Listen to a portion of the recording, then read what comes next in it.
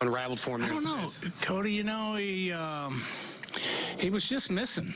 It wasn't like he was crazy wild, and I haven't gone back. I usually the next day I'll go back and look at the pitches, but I think every time.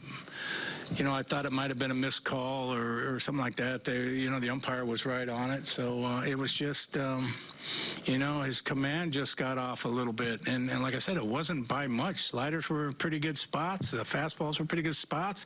They're a pretty good offensive team, an experienced offensive team, and they've got a pretty good idea of the strike zone, and they just weren't biting.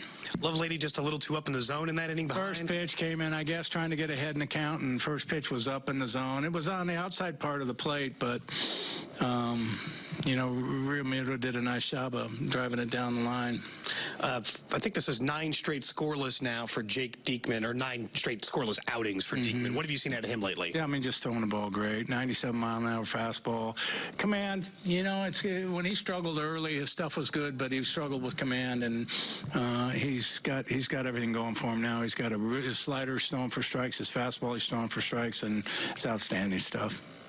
Such a rare error for Monty, not an easy play with the wet ball. No, just kind of, you come in, you make the play, and at times you just kind of hurry the transfer, right?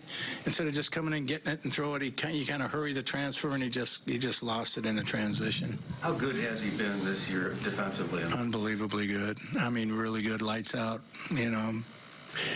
pop your eyes out good. He makes plays like he made first night here where he's almost, past third base, catching balls and throwing guys out. He's been really, really good. When an error like that happens, you always hope as a manager that your starting pitcher just covers it. Yeah. Yep. Yeah, cover your fielders. But, again, it wasn't for lack of effort in trying to cover it. It was just everything just kind of came to a head there in the 5th inning. And, we had the 1-run lead at that point. And, it's difficult trying to protect the 1-run lead against a team like that, especially guys that can take you out of the ballpark. And luckily we're in our park, because if we weren't playing in Philly, they probably would have hit 7 or 8 home runs, in that small park. McCutcheon's ball in the 1st inning would have been a home run to right field. So, we talk about being in our park like we did in Yankee Stadium, and our park plays to our advantage. But they're still a very dangerous offensive team. Polar and kind of a tough guy to hit. He's not a hard thrower, but ball's moving. Yeah, just, what he did? He executed. He used to, he was 87 miles an hour, 88 miles an hour, and, little slider and change up, but he executed his pitches. He didn't make many mistakes in the middle of the plate.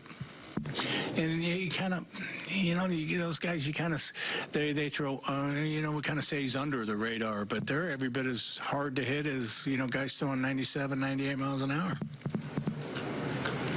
Ned, some of your younger starting pitchers got out the gate nice. What's happened the last month? I think at times they just try to be too fine. I think that, instead of trusting themselves, which is a huge lesson to learn up here, and trusting their stuff. At times you got to battle through it. And these guys right now are learning their lesson.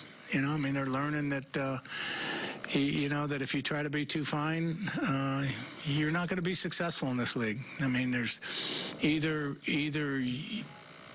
you can't throw strikes or you won't throw strikes, and neither one of them are going to keep you here long, or neither one of them are going to allow you to be successful. So our guys all can throw strikes. They've all got good stuff. They just got to trust it.